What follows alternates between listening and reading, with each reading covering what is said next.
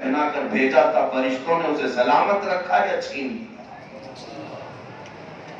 کہیں ایسا تو نہیں کہ ننگا کر دیا ہو قبر میں اعمال کی وجہ سے۔ اب یہ پوچھ اپنے باپ سے کہ بابا جان کل تک ہمارے ساتھ موجود تھے، جسم سلامت تھا، کل ایسا تو نہیں کہ بدعملیوں کی وجہ سے رب تعالیٰ نے چہرے پر اور آنکھ اور ناک پر بچھو چھوڑ دیا؟ یہ پوچھ اپنے باپ سے۔ موت کے بعد جو حالات آنے والے ہیں عزیزان گرامی وقار، اس کی تیاریوں میں کیا ہم میں سے کوئی مصروف ہے؟ آج ہم میں سے کوئی مصروف ہے؟ ہم میں سے کسی کو یہ خبر نہیں کہ ہماری موت اب کس شام کو لکھی ہوئی ہے؟ ہم میں سے کون اب ان صفوں کو خالی کر کے جانے والا ہے یہ ہمیں پتہ نہیں ہے، لیکن ہم جیتے ایسے ہیں جیسے لگتا ہے 100 سال کی ہمارے پاس گارنٹی موجود ہے۔ ہر کوئی اپنی شادیوں کی فکر تو کرتا ہے، اپنے گھر کی فکر تو کرتا ہے، لیکن جس تنہا وادی میں برسوں سونا ہے اس قبر کی فکر کیوں نہیں کرتے؟ کیا یہ ہمارے جینے کے سلیقے ہیں؟ آج کیا ہم نے گناہوں سے اپنی زندگی کو ایسا داغدار کر رکھا ہے؟ مجھے ایک بات یہ بھی یاد آتی ہے، میں آپ کو اس لیے کہہ رہا ہوں کہ زندگی کو غنیمت جانو موت سے پہلے۔ ممبئی شہر کی بات ہے، ابھی وہ حاجی صاحب قبلہ موجود ہیں، بڑے پرہیزگار، بہت اللہ نے نوازا مال سے، تو پیسے بہت آئے، ایک ہی بیٹا تھا، اس کو اچھا پڑھایا، گورنمنٹ میں پڑھایا، اور بچے کے پڑھانے میں اتنا مصروف ہو گئے کہ اس کو انگلینڈ تک بھیجا، آکسفورڈ بھیجا، اور لڑکا ان کی 25 یا 26 سال کی عمر کا تھا، بون کینسر ہو گیا، پتہ ہی نہیں چلا۔ بہت اچھا ٹیلنٹڈ لڑکا تھا، نوجوان، اور اتنی جلدی کینسر ہوا کہ پتہ ہی نہیں چلا۔ 6 مہینے صرف علاج، اور اس کے بعد یہ جو بون کینسر ہوتا ہے ہڈیوں کا، ہڈیاں گل جاتی ہیں، ہڈیاں گلنے لگتی ہیں، جسم ٹوٹ جاتا ہے۔ واپس اسے انڈیا لایا گیا، یہاں پر ڈاکٹروں نے جواب دے دیا لاسٹ سٹیج پر ہے، بہت کم دنوں کا مہمان ہے۔ باپ بہت روتا دھوتا رہا، اب بھی موجود ہے بوڑھا باپ، حاجی صاحب ہے۔ مجھے وہ بات تقریباً 8-10 سال پہلے کی ہوگی، دل پہ ابھی بھی لگی ہوئی۔ آخری وقت چل رہا تھا اس نوجوان کا، ایک دن اس نے اپنے باپ سے کہا، ابا میری 10ویں کی مارک شیٹ، میری 12ویں کی سرٹیفکیٹ، اور جو فلاں فلاں حصوں میں میں نے کھیلوں میں فلاں مقابلوں میں جو حصہ لیا، شیلڈ ملے، انعامات ملے، وہ کہاں ہیں؟ باپ نے کہا بیٹا سب میں نے سنبھال رکھا ہے، 10ویں کی بھی ہے، 12ویں کی بھی ہے، تیرے کالج کی بھی، یونیورسٹی کی بھی۔ کہا بیٹے نے میں دیکھنا چاہتا ہوں ایک بار، میں جا رہا ہوں دنیا چھوڑ کر، میری وہ جو کچھ بھی پڑھائی ہوئی ہے اس کی سندیں، مارک شیٹ مجھے ایک بار دکھاؤ۔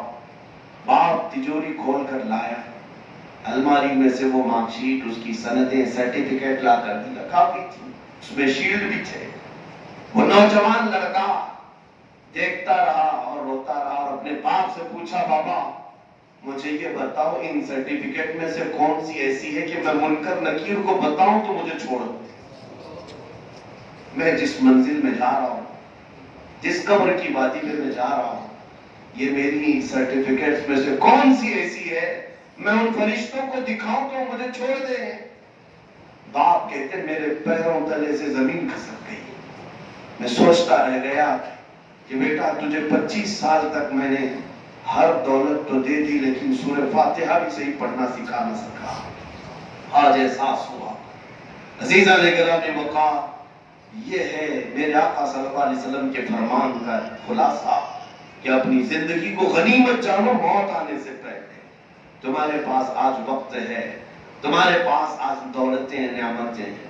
ایک بات یاد رکھنا کہ بڑھاپا ہر ایک کو نہیں دیا جاتا، بڑھاپا ہر ایک کو نہیں دیا جاتا۔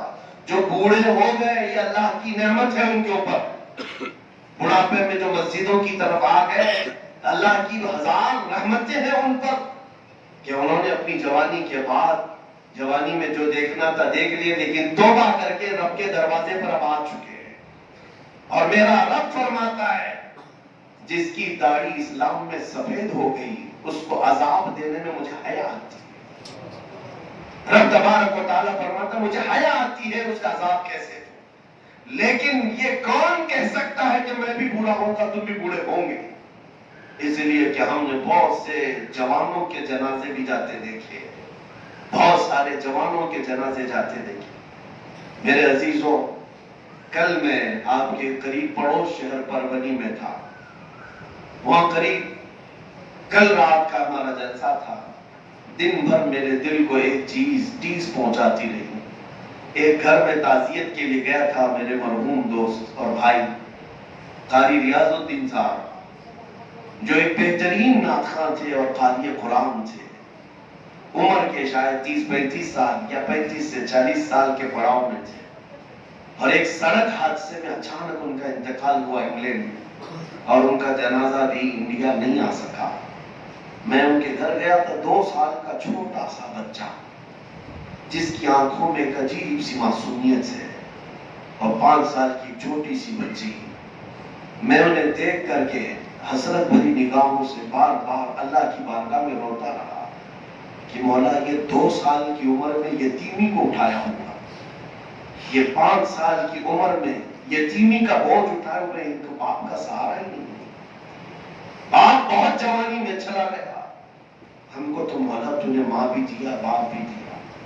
और उन नौजवानों को देखकर फिर एहसास होता है, नौजवानों आओ, उन बच्चों को देखो जो अभी 2 साल की कलियां हैं, अपने बाप की मोहब्बत नहीं देख सके। तुम्हारे घरों में बाप मौजूद है और तुम ठुकरा कर चले जाते हो। तुम्हारे घरों में माँ तुम्हारे लिए दुआओं के लिए तैयार बैठी है, तुम झिड़का के चले जाते हो। इसको भी समझ लो कि गनीमत जानो उनकी जिंदगी को, उनके मरने से पहले। वो जब चले जाए तो दुनिया में अंधेरा छा जाता है। यतीम से पूछो कि बाप के उठने के बाद कैसी वीरानगी आती है घर के अंदर। जितने घर के अपराध होते हैं सब बिखर जाते हैं, सब टूट जाते हैं। और माँ क्या घर से चली गई, वो तो सारी रौनकें लेकर चली जाती है। न दूसरी कोई माँ मिलती है दुनिया में, न कोई दूसरा बाप मिलता है।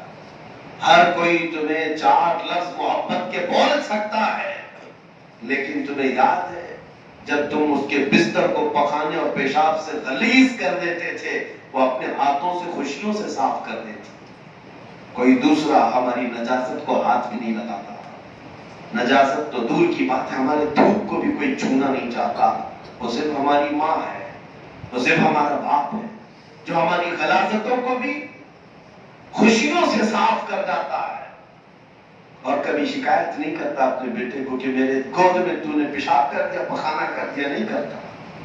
लेकिन जवान बच्चों को जब मैं आज देखता हूं कि ये ठुकराते हैं अपने वालिदैन को, और उनके सामने ऐसी तेज आवाज में बात करते हैं जिसको मेरे आका ने फरमाया था कि क़यामत के करीब एक जमाना ऐसा आएगा कि माँ अपने सरदार को जलेगी। मतलब क्या है, बेटा अपनी माँ पर हुकूमत कर रहा होगा, अपने बाप पर हुकूमत कर रहा होगा। मैंने एक नौजवान को मुंबई की सरजमीन पर देखा, अपने बाप पर उसने जूती उठाई और मारने लगा। बाप ने कहा तू मेरा बेटा है, तुझे पता नहीं है? ये मेरे सामने की बात है। वो लड़का कहता है इसी बात का तो मुझे अफसोस है कि मैं तुझसे पैदा हुआ। ये हालात, ये मुआशरे, तुम्हें अंदाजा नहीं कि मौत के बाद तुम्हारा हिसाब होना है। अब आओ मैं उस हदीस की तरफ चलता हूँ। नबी आखिर ज़मान सल्लल्लाहु अलैहि वसल्लम इरशाद फरमाते हैं, क़यामत के दिन इब्ने आदम, औलाद आदम, उस वक्त तक अपना पांव हश्र के मैदान से हटा नहीं सकेगी जब तक रब ताला के इस सवाल का जवाब नहीं देगी। कौन सा सवाल है? मेरे आका फरमाते जब तक तुम इस सवाल का जवाब नहीं दोगे, पांव मैदान से हटा नहीं सकोगे हश्र के दिन। सहाबा ने पूछा या रसूल अल्लाह, वो कौन सा सवाल होगा? मेरे आका फरमाते हैं रब ताला सबसे पहले ये पूछेगा, मैंने तुझे जवानी दी, बता तूने कहां कहां खर्चा किया, कहां कहां खर्चा किया। और मुहद्दिसीन शारहीन फरमाते हैं इस एक सवाल के जवाब में किसी को 300 साल लग जाएंगे, किसी को 500 साल लग जाएंगे, क्योंकि जिंदगी का कुल खुलासा जवानी है। जवानी है, बचपन तो लड़कपन में गुजर गया, बुढ़ापा तो रिटायरमेंट में चला गया। असल जो जिंदगी है वो जवानी की है। हिसाब इसका ज्यादा होना है, ख्वाहिशात इसी उम्र में ज्यादा है, गुनाह इसी उम्र में ज्यादा है। भाग इसी उम्र में ज्यादा है, और रब तबारक व तआला इसी बारे में सवाल भी करेगा। ये नहीं पूछा जाएगा बचपना कहाँ गुजारा, बुढ़ापा कहाँ गुजारा। ये फरमाया जाएगा कि मैंने जो तुझे जवानी दी थी उसका हिसाब दे दे। ऐ नौजवानों, क्या तुम क़यामत के दिन अल्लाह की बारगाह में अपनी जवानी का हिसाब देने के लिए तैयार बैठे हो? क्या क़यामत के दिन ये बोल पाओगे कि मौला रात रात भर मैं गेम खेलता था, मैं दिन भर तो चैटिंग करता था, मैं रात भर गंदी फिल्में देख करके अपने बिस्तर को गर्म करता था? क्या ये रब ताला की बारगाह में जवाब दे सकोगे? तुम क्या जवाब दोगे? सूरह यासीन में रब ताला फरमाता अल यौम नख्तिमु अला अफ़वाहिहिम व तुकल्लिमुना अयदीहिम व तशहदु अर्जुलुहुम बिमा कानू यक्सिबून। आज के दिन तो हम तुम्हारे मुंह पर मोहर लगा देंगे, तुम्हारे हाथ हमसे बात करेंगे, तुम्हारे पैर तुम्हारे बारे में गवाही देंगे तुम अपनी जवानी में क्या क्या करते थे। यहां तक कि कुरान में 24वें पारे में अल्लाह फरमाता है कि लोग उस दिन ताज्जुब में होंगे कि उनके रान की चमड़ी भी बात कर रही होगी, उनके रानों की चमड़ियां बात कर रही होंगी और कह रही होंगी कि मौला ये अपनी शर्मगाह को किस तरह से आजाद किया हुआ था, ये किस तरह गलाजतों में मुब्तला था। हर मर्द चीख कर उन चमड़ियों को कहेगा कि तुम्हें क्या हो गया, हमारे खिलाफ बात कर रहे हो। वो क़ालू लिजुलूदिहिम लिमा शहिदतुम अलैना, हमारे खिलाफ तुम गवाही क्यों देने लग गई चमड़ी को? तुम थोड़ा सा जल जाती तो मैं मरहम पट्टी करता था। चमड़ी को अगर खरोच भी आ जाए तो हम उसकी पट्टी में कितना वक्त गुजारते हैं, हम बहुत ख्याल करते हैं इन चमड़ियों का, लेकिन ये चमड़ियां कल हमारे खिलाफ गवाही देंगी तो वो बोलेंगी चमड़ियां, जब तुम उनसे सवाल करोगे कि हमारे खिलाफ गवाही क्यों दे रहे हो, वो कहेंगी आदो अंतक़ल्लाहु अल्लज़ी अंतक़ कुल्ल शै, उस रब्बे ज़ुल जलाल ने हमें बोलने की ताकत दी है जिसने हर एक को क़ुव्वत गोयाई अता की और हमें मुनसिफ बनाकर भेजा गया दुनिया में कि हम अल्लाह की बारगाह में अमानत के साथ तुम्हारी खबरें मुंतकिल करेंगे। इसीलिए इस हदीस का खुलासा, उस पर अगर हम अमल कर ले जिंदगी सुकून से गुजर जाए।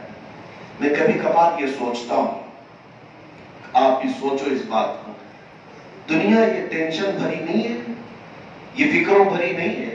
यहाँ कौन सा सुख और कौन सी आजादी है तुम्हारे पास? दिन पूरा कमाने की फिक्र में जाता है, रात आराम की फिक्र में। कभी देखो तो बीमारियां घर कर गई, कभी देखो तो रिश्तेदारियों के मामला, कभी घर में माँ बीमार, बाप बीमार, बेटा बीमार। इन तमाम तफक्कुरात में तो हम जी रहे हैं। यही सारे टेंशन है, कल क्या खाएंगे, कल क्या कमाएंगे। ये पूरी लाइफ तफक्कुरात भरी हुई है, कोई दिन सुकून का होता नहीं, कोई दिन सुकून का होता नहीं। अब मैं आपसे कहता हूं, अगर तुमने ये सोच लिया कि जिस दिन मर जाएंगे सुकून से जाकर कब्र में सो जाएंगे, मौत के बाद लोग दफन करके आते हैं, हो सकता है तुम्हें लगता होगा कि मुर्दा सुकून से सो गया, लेकिन कब्रिस्तान में हर कोई सुकून से नहीं सोता।